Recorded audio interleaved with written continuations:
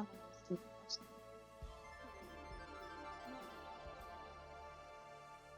Hello, this is Nightlight Rates, where I work on writing sleep aids about a fantastical world. Um, all the music is by Eric Matias at www.soundimage.com. I have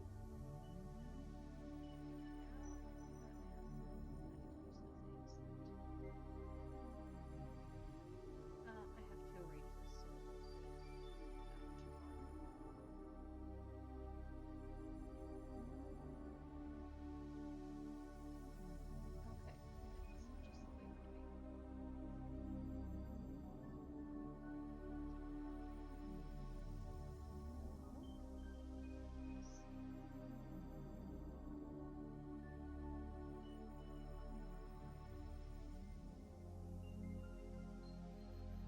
Okay, alright,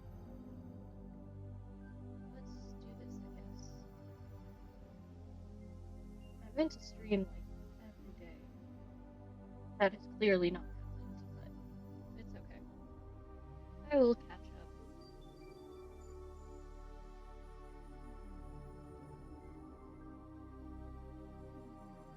Okay, so last time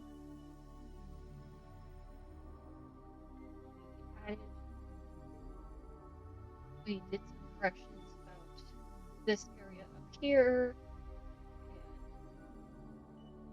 wrote from this section to this section in about an hour or so.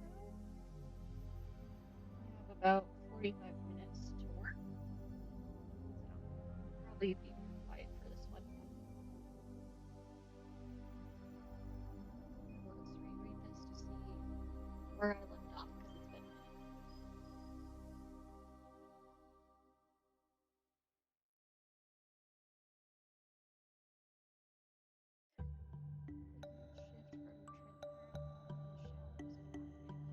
Bay. I should probably turn down the music a little bit. There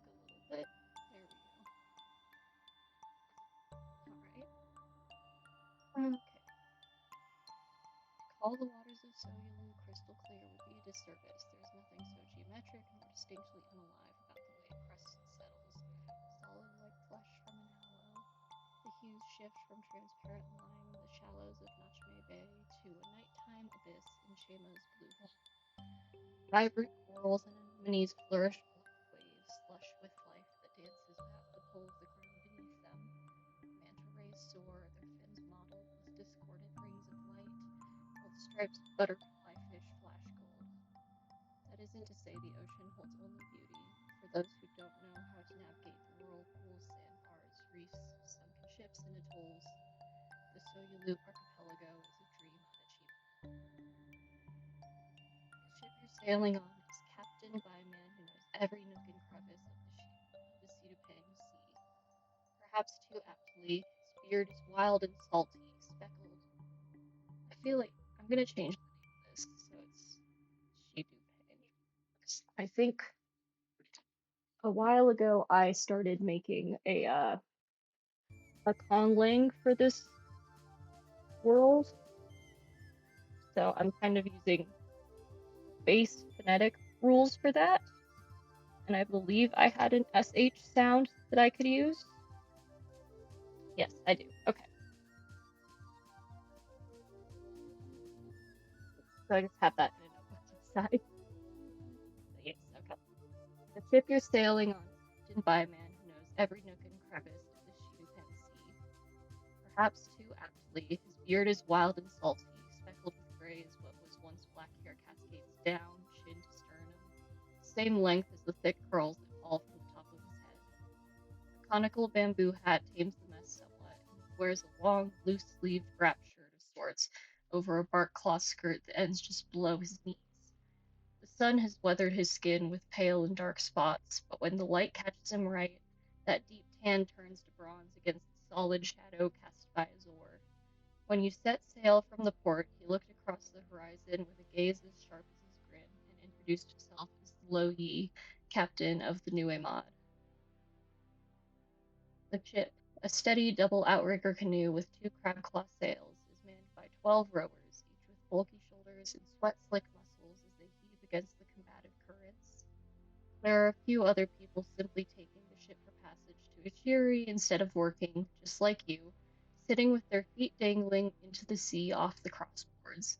They invite you to come sit with them, feel the pull of water as it tugs like a child's hands to the depths below or the shore ahead. You join them. The water is warm, and as you sail towards what looks like a sinkhole in the sea, a deep blue pit where day is abandoned to the stars and the gods, the woman who first beckoned you over speaks, pressed next to you while your feet tangle together. I can tell you're not from here, she says, eyes a brilliant green as she gestures towards the walls of Ashiri, voice accented with a cutting curve and flourish. But that isn't a bad thing. It's always nice to see new things, meet new people, don't you think? It is. There is salt in the air, and you can feel there is salt in the air. You can feel it crystallize upon your skin. Let's backspace that. You can feel it crystallize upon your skin, almost solid on the wound that is inescapable at sea. It settles on you like a chalky second skin.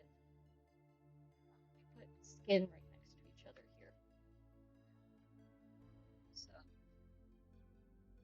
I think I talked about this a little bit last time, but you don't want to have words that repeat themselves too close to each other, because otherwise it can bring attention to that word being there and sort of draw people out of the narrative.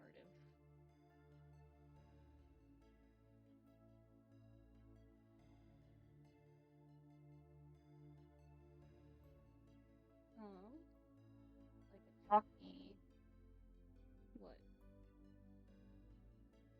It's a layer. It's not a skin.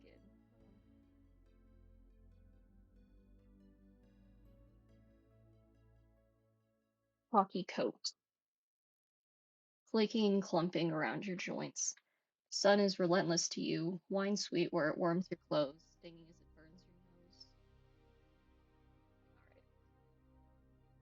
All right. And I had been debating about whether to include the rhyme or not last time too, I believe, but I think I think it's okay. I think if I read it with the right cadence, it won't sound silly and bring people out of the narrative necessarily. Well, it might. It's kind of weird. I think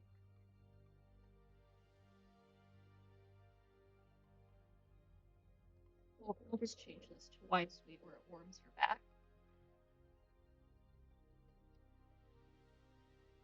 Now, if only I had any clue where the fuck I was going after this. It's okay. We'll figure it out.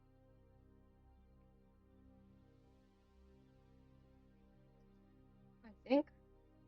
Okay, I remember my thought process now. I decided that I had a lot of visual descriptors, but not a lot of other sensations.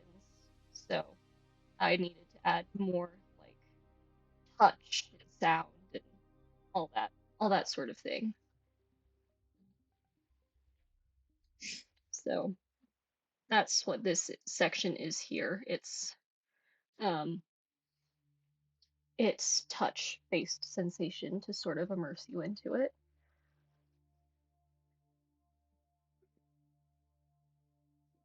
Okay.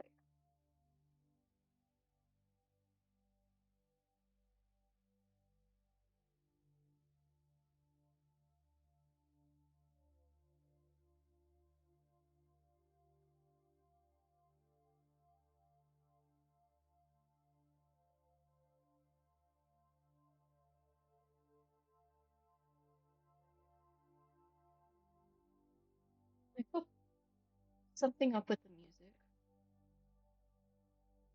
Like there might be something up with the music.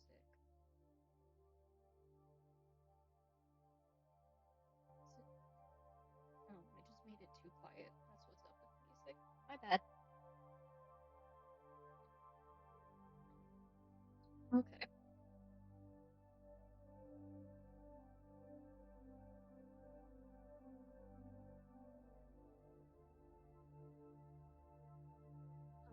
So, ideally, if you're like me, or if you're not like me, you will remember to blend those sensations in together in the same paragraph instead of realizing later and being like, oh, let's make a chunk of this sensation now. But it's okay.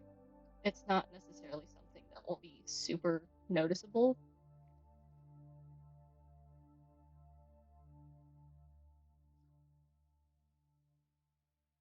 Oh, there we go.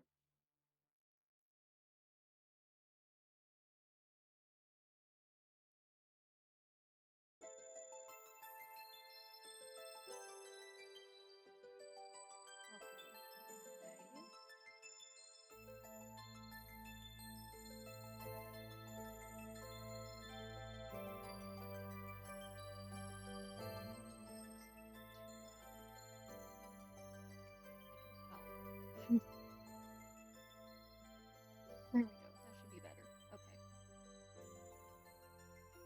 Alright, so stinging as it burns your nose.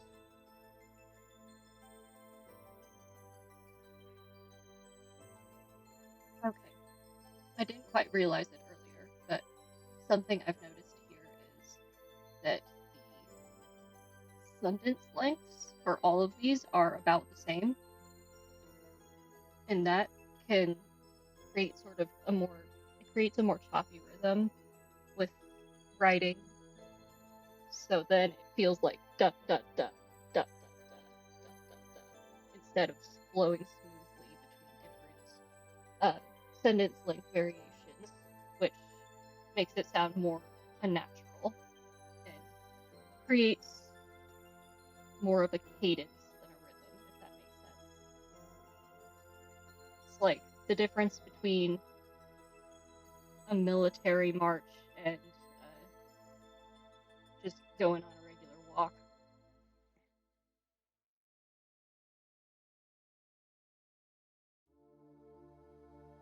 See, to fix that, luckily, somewhat complex problems can have simple solutions, such as compound sentences. It settles on you like a chalky coat, flaking and clumping around your joints while the sun is relentless to you, wine sweet where it warms your back, stinging as it burns your nose.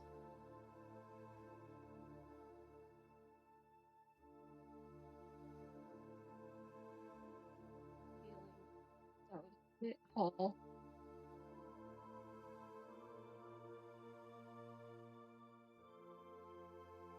Feeling of it all a little less than gentle rock of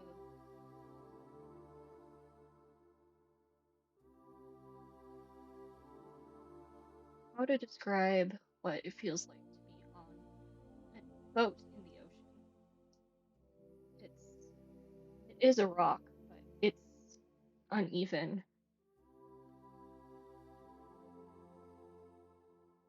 And it is less than gentle. The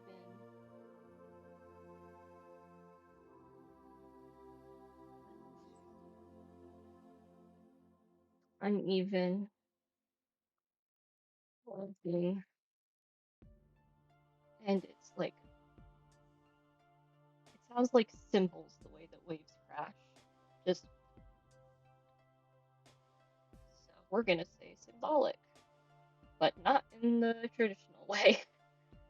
Fun fact, if you know enough about words, you can technically make up any word you want as long as you can argue, yeah, you can see this as a descriptor or whatever. Like, symbolic like this, I'm pretty sure is not a word. It might be, but I'm pretty sure it's not. But you can just add whatever prefix or suffix would work to turn it into a descriptor or a verb, so on and so forth. It's a decently common thing, I think. Yeah, right. Feeling of it all, the uneven rocking. Uneven rocking.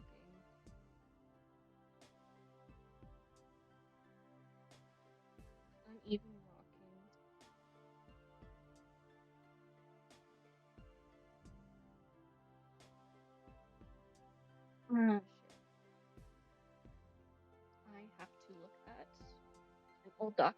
I have to look at a document that I made somewhere else about what kind of trees and stuff were on this island. Or actually, something else we can do instead is look up tropical trees used to make rafts. Not in-game raft. Are used to make rafts.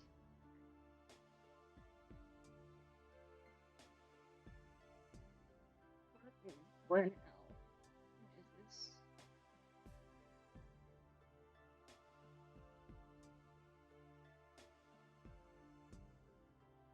Wood technical fact sheet at U.S. Forest Products Laboratory.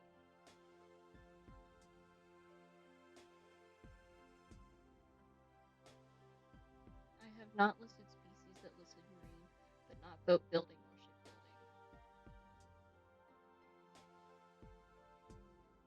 Botanical name, primary common names, other common names, uses. Bats and tanks, pattern making, boat building. This is sort of fun because you get to, if you're choosing to watch this, you get to watch me fuck around with researching things. Let's search up cowrie tree. What is the cowrie tree? It is from... That makes sense. It has Australia in the name.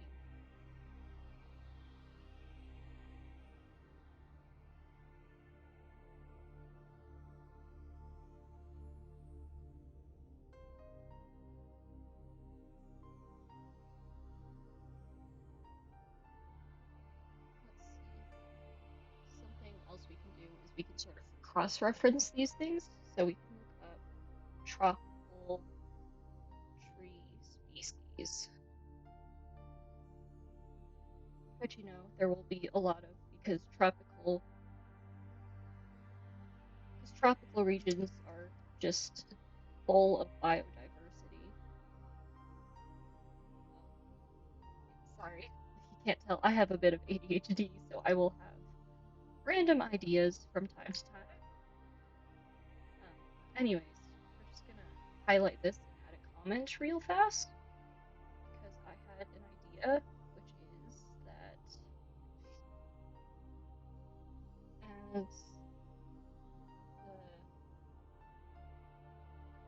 as we sail in closer to the shore, bugs and birds should begin appearing. And that's it.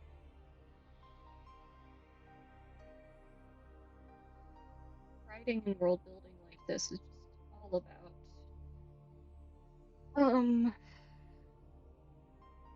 small details.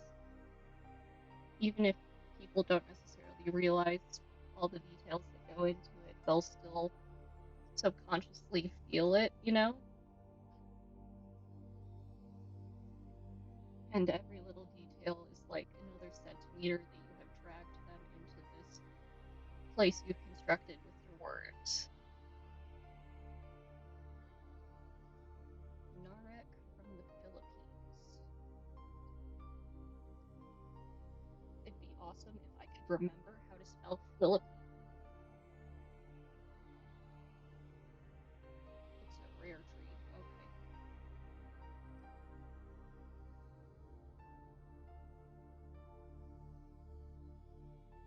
Sure. I guess what we can look up is what trees did lions use for boats? It helps if I spell trees right as well.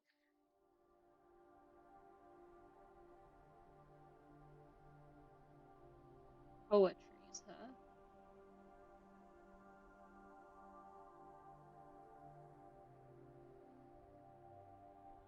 Yes, I am a human. All the bags? This would be easier if they didn't pick images with such low res.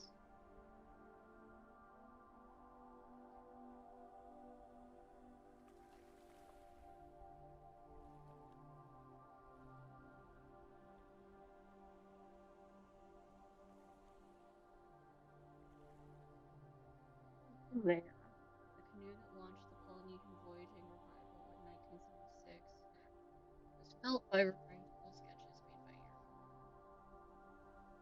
Okay. Hokulea was proportioned after traditional canoes but built with modern materials.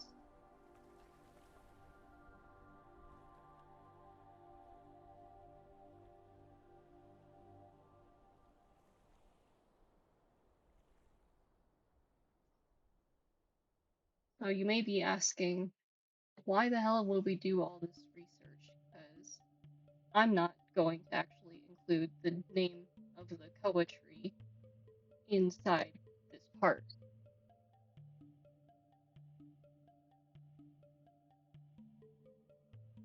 That is because a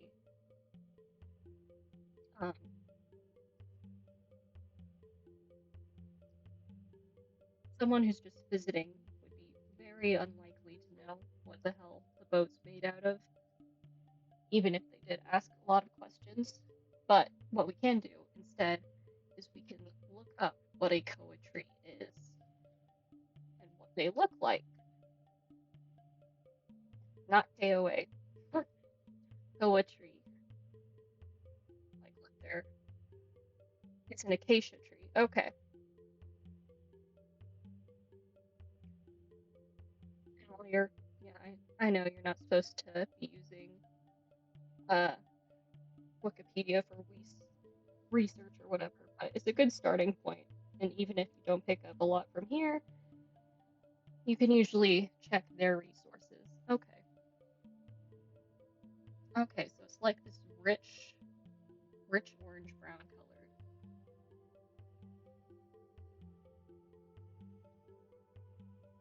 Dugout outrigger canoe.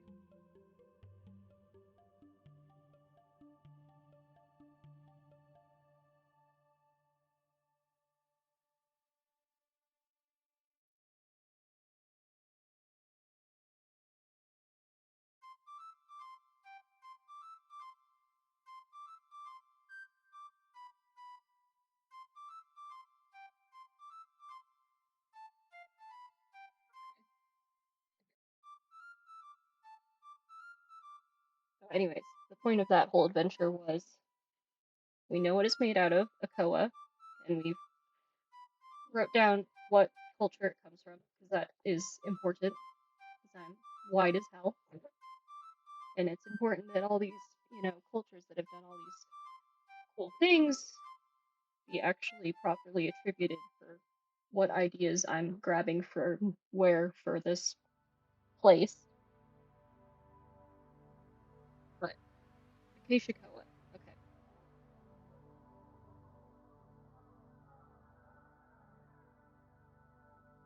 Yeah, it's this almost vibrant orange color. Feeling up at all of you, even rocking.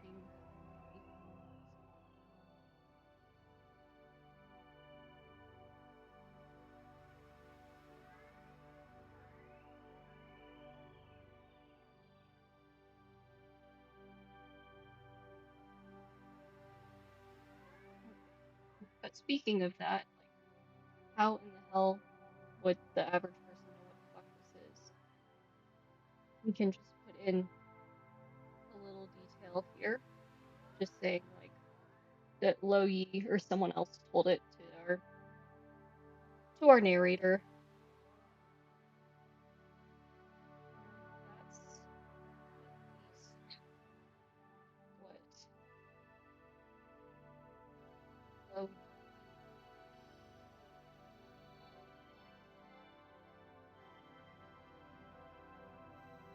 Captain Lo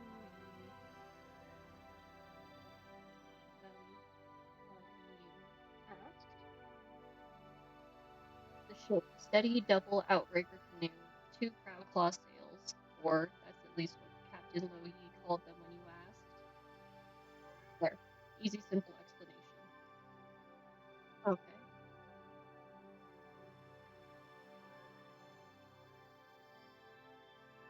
Let's call it orange wood. Because it's descriptive and it attributes what it's coming from.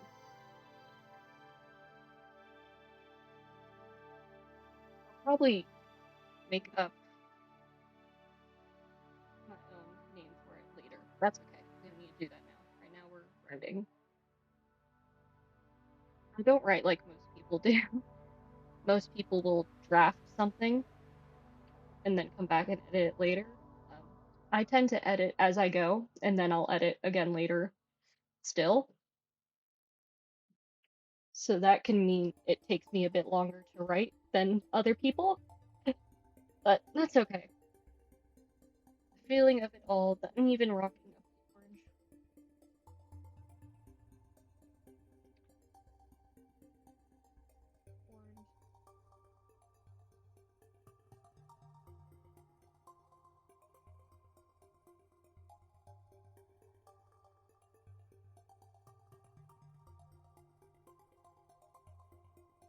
Orange. Orange wood planks.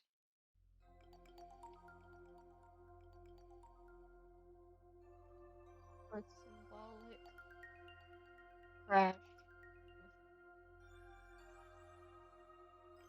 water against water. Shut up. I know that's not a word. I would. Oh. Maybe it is a word.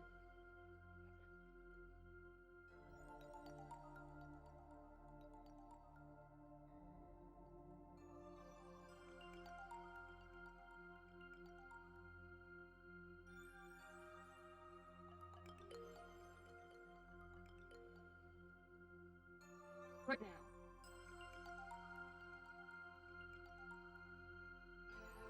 Shut up. Okay. Yeah, so it's not a word. We're doing it with two L's because symbol is spelled with one, and then I feel like for the next syllable you need another L, but I'm not sure. Because English is not very good at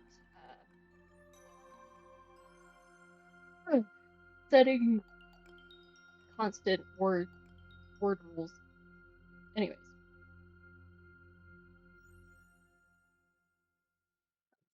Wave against wave.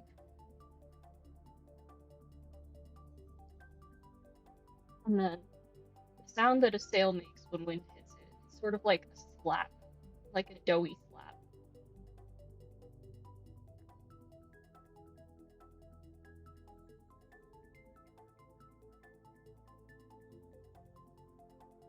The feeling of it all, the uneven rocking of the orange wood planks, the symbolic crash of wave against wave.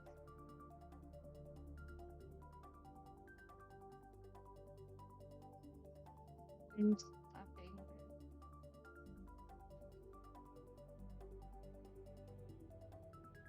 Wind slapping the sails.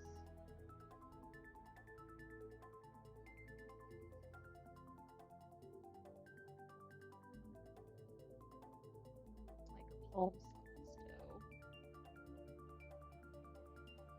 It's like the sound it makes, but that's not very like.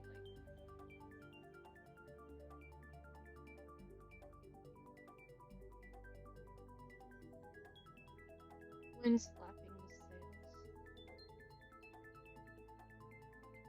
Secure your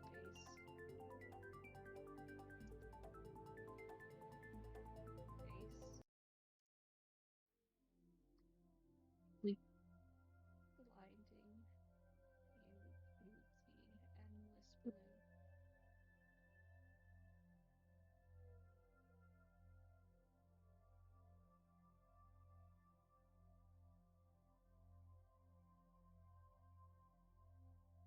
The feeling of it all, the uneven rocking.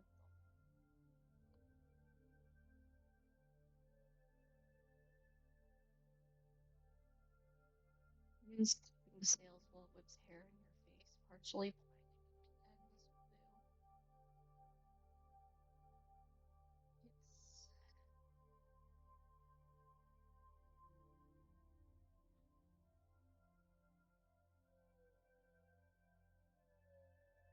It's no way to describe it.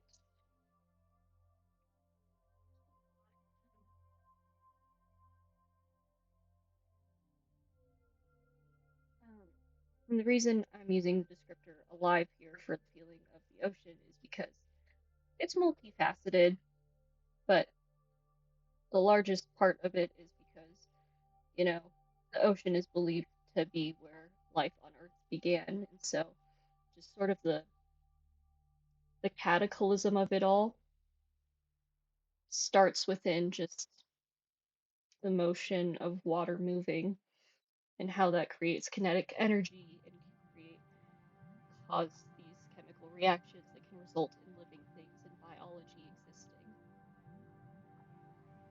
So water in itself, while not alive, does convey that feeling of being life, especially salt water on the ocean.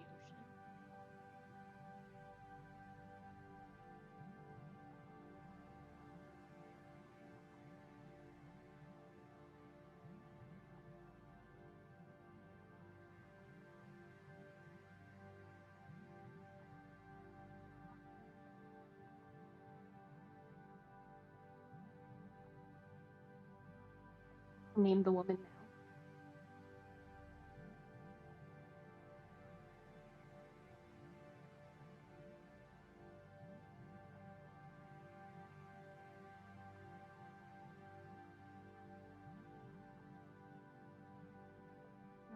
Sorry, that was a weird motion. I have ADHD. I think I said that earlier, which means sort of my thoughts are scattered, but I was also sort of sort of stimming, sort of physically thinking. It's like that, you know, that feeling when you can feel the breath drawn from your lungs go up, up, up, and out? Like you are almost expending sunlight from your heart. I'm experiencing that and trying to think of a way to describe it, because that's what I want the narrator or the listener to do, to enact. So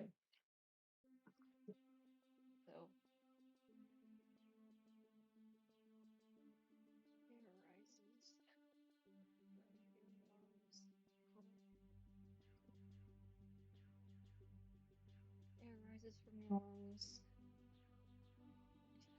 Heat burn from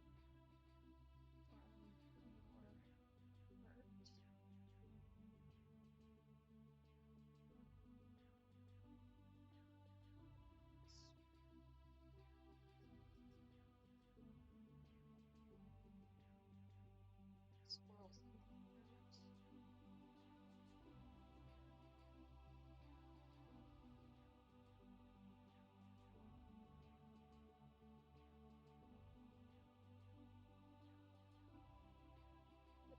Swirls in your throat. Swirls in your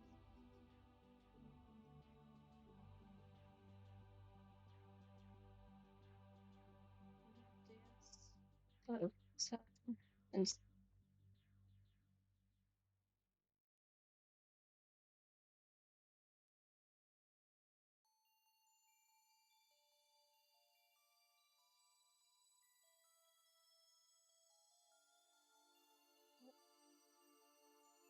is my fifth do, as anyone who will become familiar with my writing will know, and that's I love repetition. I love doing 3 repetitions. Best kind of repetition to do. I don't have a reason for it. I just like it. Swirls in your throat, a passionate dance of sun and sky that goes up, up, up.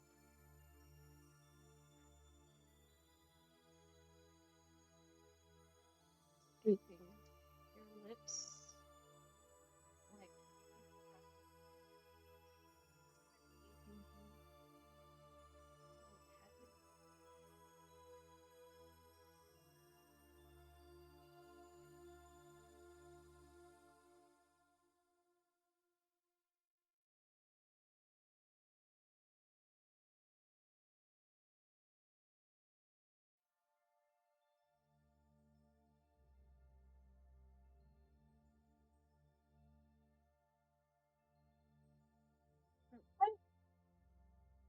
I'm moving your head close. This tip your head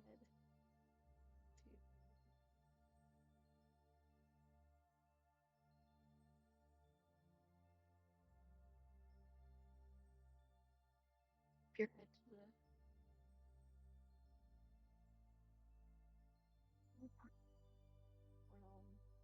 above you.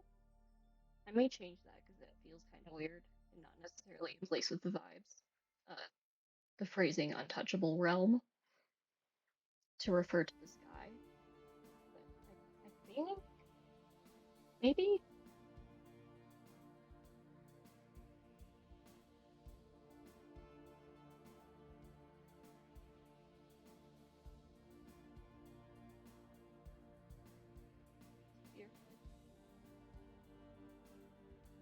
your domain, birds and gods alike.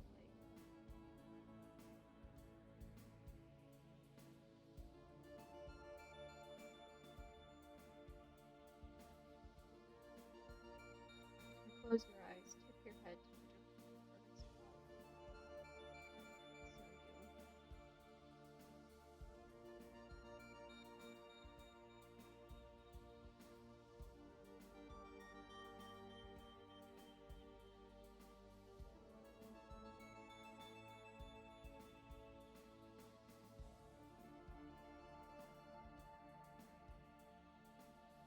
Close your eyes, tip your head to the domain of birds above.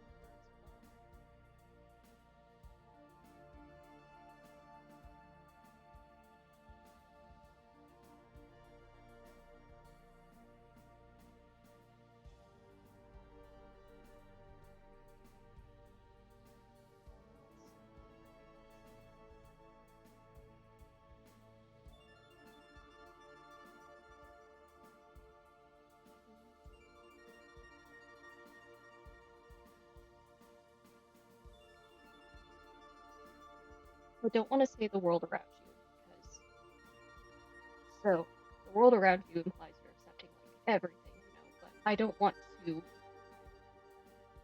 put that pressure of like an entire world on the list for you to death. It's not because you're not taking on the world. You're seeing a small portion of it. You're being in your skin. You're feeling the wind and the salt, and the way the waves rock, and how the way that a sail slaps against the wind, and how the sun is almost cradling you in its warmth, and you're pressed against this kind woman who would like to teach you about the place that you're going to. So you aren't feeling the world, you are feeling a pocket, what's the best way to describe it?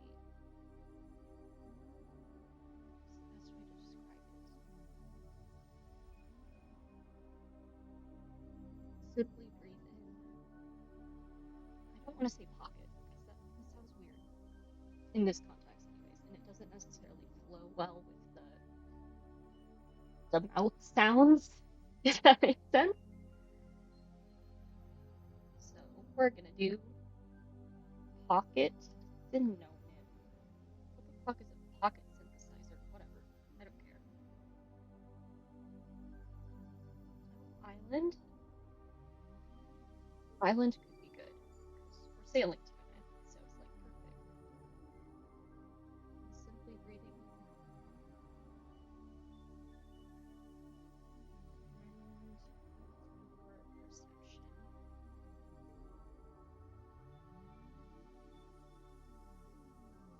Close your eyes, tip your head to the domain of birds above, and simply breathe in the island of your.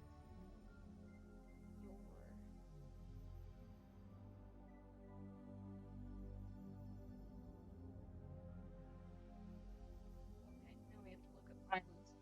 I really liked that for a descriptor. No. Okay.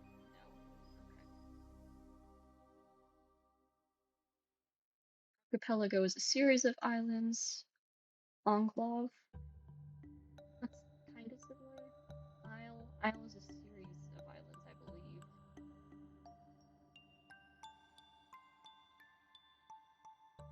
Oh, maybe it is just one word.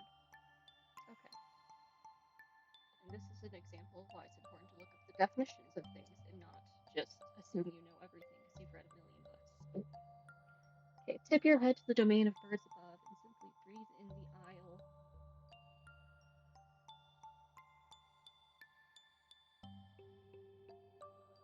Breathe in the aisle.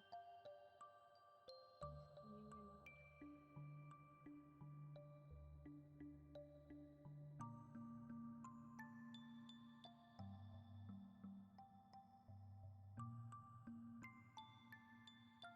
Breathe in the aisle when you're conscious. No, not consciousness. Yeah, so now we have to do like, what's another word for conscious or consciousness? Consciousness. Synonym. Awareness. No. Alertness, awareness, recognition, sensibility. Maybe just sense? Simply breathe in the aisle of your senses.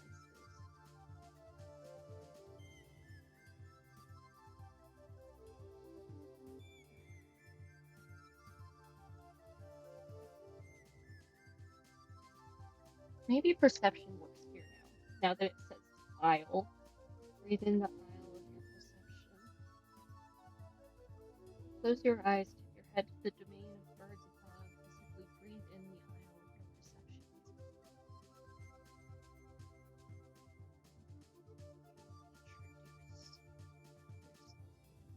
yourself.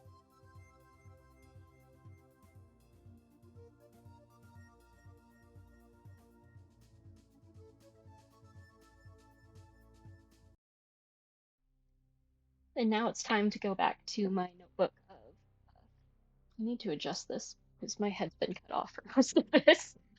That's okay. I'll have to be gone soon. I have to leave soon, so this will probably be the last thing I do for this stream, which is we have to name our wonderful woman who is speaking to us on this boat.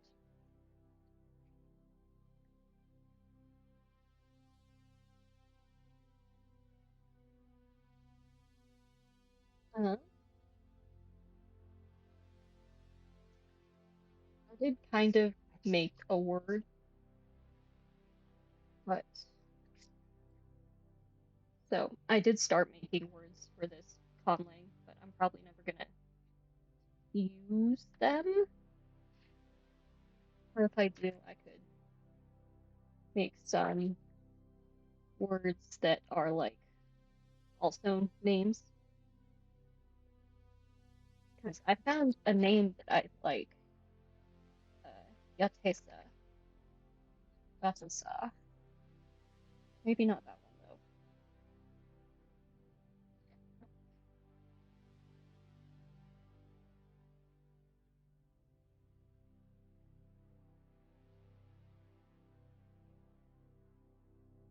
Let's see. Nice to meet you is kind of a generic hello saying. Welcome is kind of weird because they aren't technically at Ashiri yet, but they are in the Soyulu archipelago. They should have their own saying or like welcoming greeting, right? Most places do. Like like it's kind of like how in English goodbye came from an abbreviated form of God be with ye. So what God be with ye and then gabwa and then goodbye type deal. So let's see. They live on an island. They're surrounded by the ocean. They have 4 gods and a lot of demigod children. But the ocean is like the big part of it. The ocean is where their home is. It's where they get, well, some of their food and also like outside trading and just all sorts of thingies.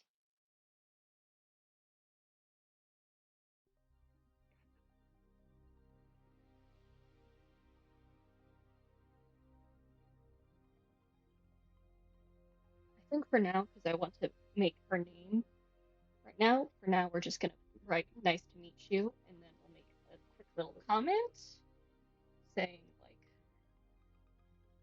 substitute this for custom Soyalu greeting.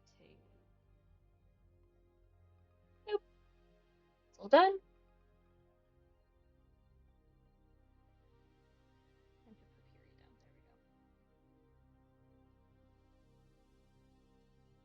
think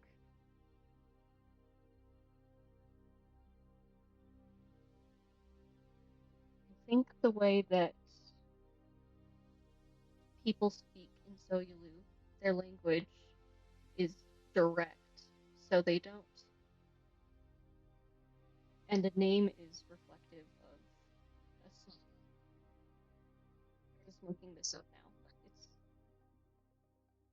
but that's what this is for. It's for creating. I can make up whatever I want. Yeah. So, therefore, when people introduce themselves, they don't say my name is. They say I am, because they aren't just talking about their name and what they're called by, they're talking about like an aspect of their soul. Maybe I could integrate that somehow, like chosen names from when you're an adult.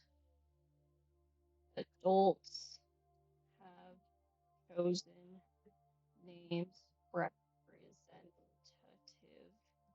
of their soul.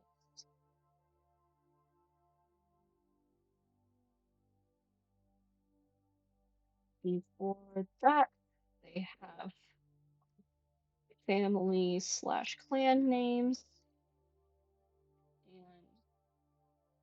and a discovery name, aka the name they had as a child.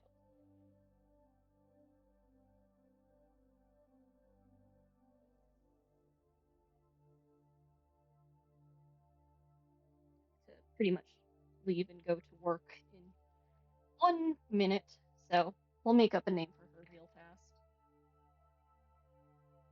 She has green eyes. What letters can I use? What letters have I already used too many of for names? I think M. I can name something started with an M.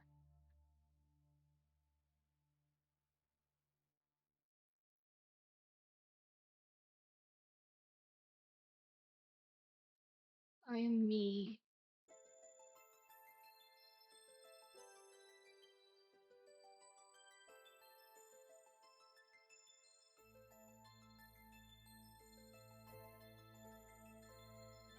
What the fuck is that symbol? T with a pooping. Tough.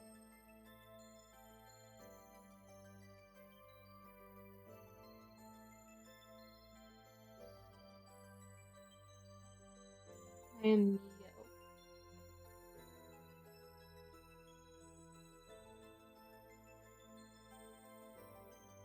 I'm Miura. Yeah, I think that's a pretty name. Right. It has not been that long, but I don't believe I've got that much done. We are from here to here in about 50 minutes, which is admittedly not the best writing time, but we still did a lot and got a lot done, and I explained quite a bit, so it's good enough for me. We'll continue this tomorrow. Tomorrow we will learn more about Miura and who she is. Thank you so much for watching, and I hope whoever may have decided to come here or watch this a great day. Bye-bye.